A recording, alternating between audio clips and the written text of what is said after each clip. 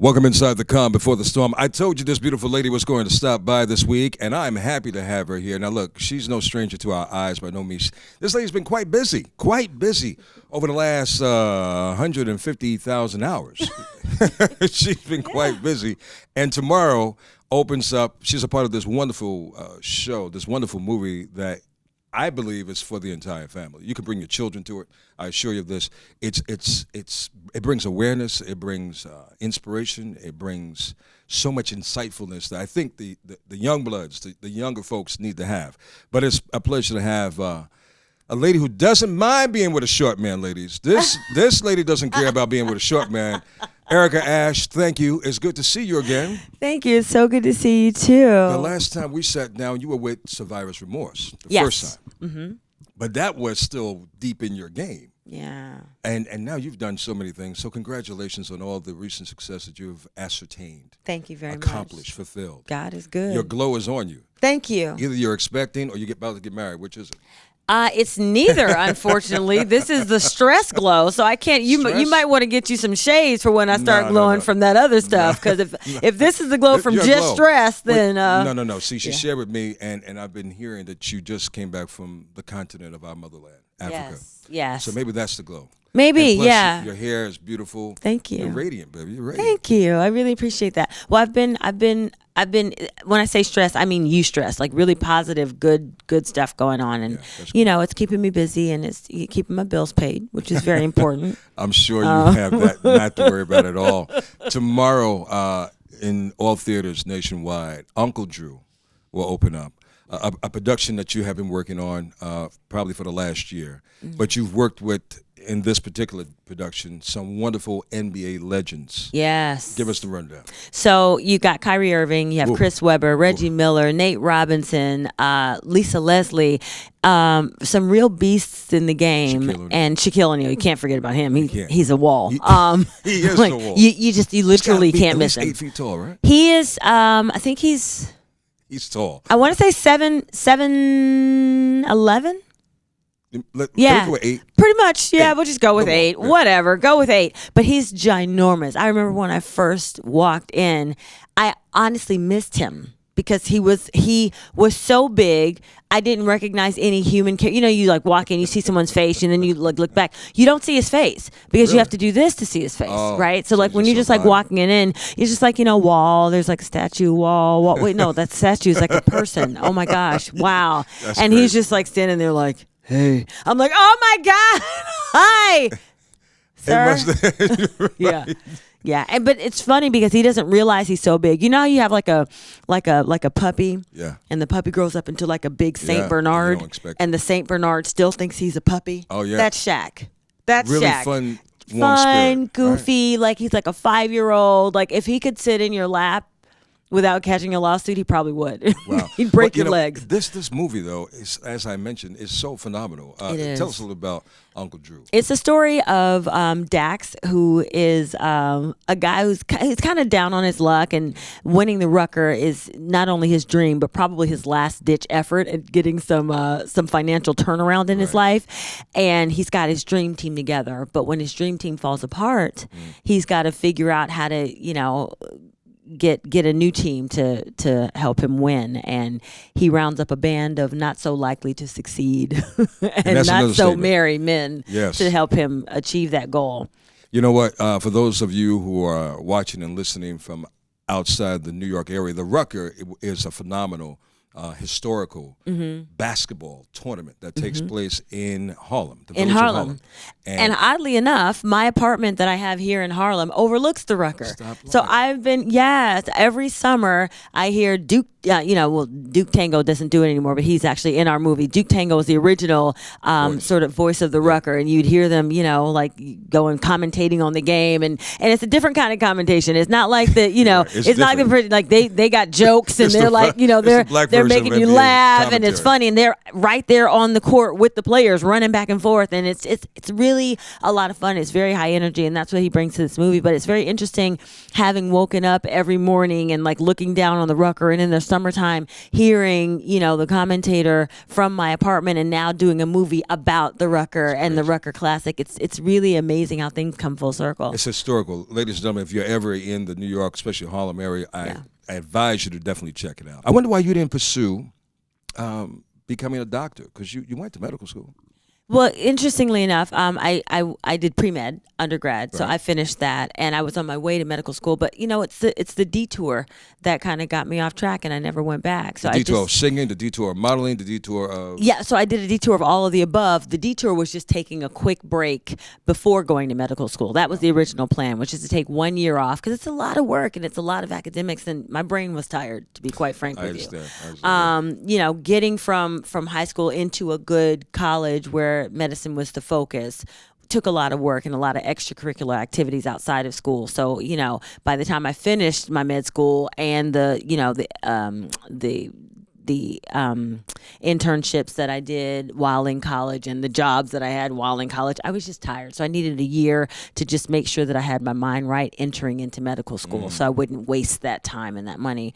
But during that year off, I took a detour. Boom.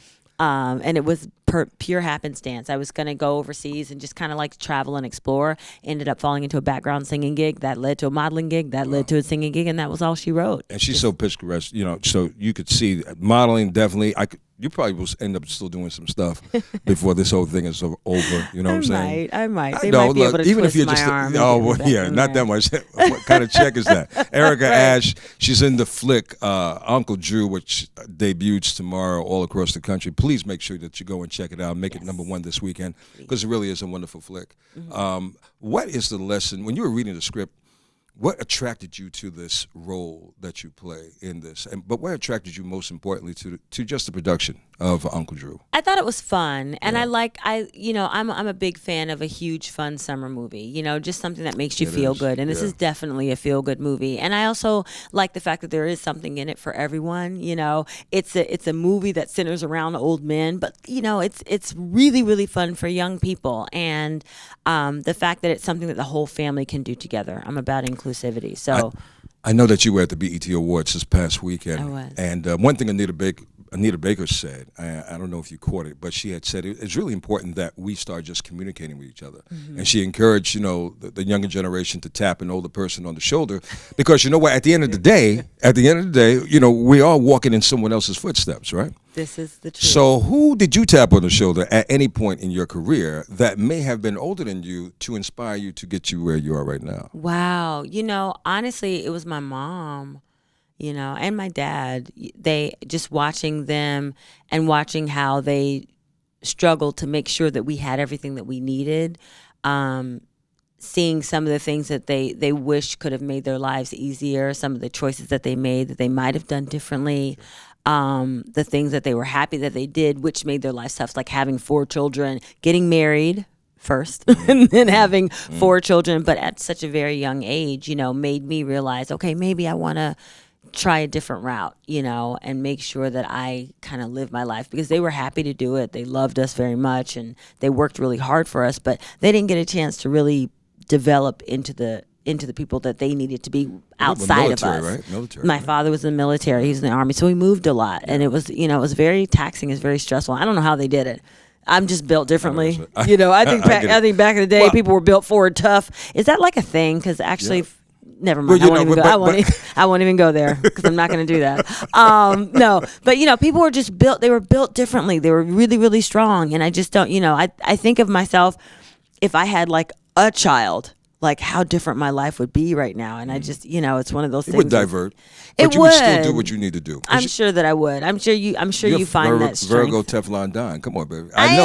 You put a lot on your plate, and you do it all. I do. And you work hard. You work good under pressure. It's difficult, but you work good under pressure. Yeah, so then there's another thing that's probably something that I got from them subconsciously that I didn't realize. It's like, even though I'm looking at their struggle with raising 4 kids and having to do their careers, I'm looking at juggling several different careers, and like real estate and traveling and all these things. And maybe they're looking at my life and thinking, wow, how is she doing all that? You know what I mean? But I got it from them. The apple doesn't fall far from the tree. Absolutely. And Miss Erica Ash, who is a hopeless romantic?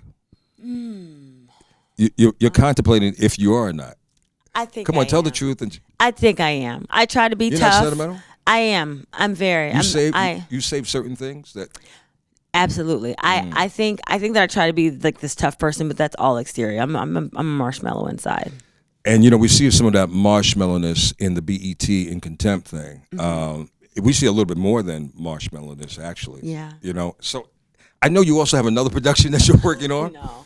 Called Singleholics. Yes. Yes. So, we know that you don't have a child yet. I do not have a child. And you're yet. probably not going to tell me if you have a man. Is that true? You're not going to tell me if you have a man. I wouldn't. I wouldn't tell you if I had a man, but I don't. So Okay, well, yeah. Then that awfully passionate kiss that you and Kristen Keys had. I'm sorry, not you, Gwen and Charlie had. Yeah. Right. But it showed how your sensuality is definitely there. Yeah. So I just want you to give some advice to some of the other single ladies that may be out here. And I don't know, obviously we haven't seen Singleholics, this is not a release yet. And in the movie that you see her in tomorrow, it's 360 degrees different than what her other works have been. Right. Because she is really an Uncle Drew. But you see at the end, boy, you give a kiss, so you're a kisser. You are a kisser. Listen, I get it how I live it. I take it where I can get it. It's cold in these Erica, streets. really? So Erica, when it's scripted. It's not hard for Erica these days. Don't let her fool you, ladies and gentlemen. So let me ask you this. Because I received this information from a bunch of ladies who are single. So does the chemistry on the first date determine if the guy gets the kiss? And if is it just a cheek kiss? Is it just a forehead kiss? Is it just a handshake? Is the chemistry on the first date? And we know how difficult first dates can be. Does that chemistry, the bond, determine if he gets a kiss or if he doesn't get a kiss? I definitely think that it does. I think one of the mistakes that women make, and let me just say this, I am actively dating. So this is coming from a place of because I know some people are going to be watching this. Well, you ain't got a man. Why you got me? I am actively dating, and I have offers on the table. Exclusive? Oh, high five to you. Go ahead, Miss Erica. Wait, so hold on. Are you an exclusive? I have a few offers on the table. Okay, so that means you're not an exclusive dater. I'm making choices. See, I like that. Okay. I'm making choices. So, as you were saying. But the one thing that I think a lot of women fall into the trap of, and I did too, is following this set rules. Because I would read books, and I actually read books called with titles along the lines of the rules and things like that. But everyone is just so different, and our lives are just so different. And a lot of these books were written by people who lead very different lifestyles. Like a woman who works in corporate America, it would be very hard for her to give me rules about how to date as an actress who travels from city to city and is always around a plethora of men and has to, make out with cast members and things. So it's very different. And also, you're talking about different age groups. True. So I think being true to what you feel. If you feel the chemistry there, go with it. You only live once, A. Yeah. And B, it's like if you don't, you miss 100% of the shots you don't take, right? Wow. So he should go for it. Or is Erica Ash the one who goes for it? He should go for it, shoot a shot. But I think either way. But I think I personally like for a guy to make the move.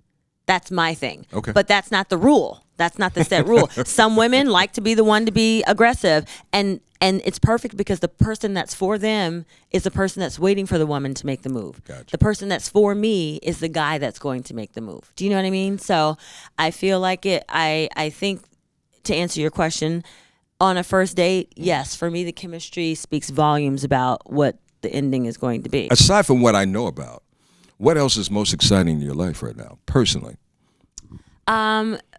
Well, I'm very excited. I'm buying a new house. Congratulations. Thank you very much. I think that you have to create the space for what you want.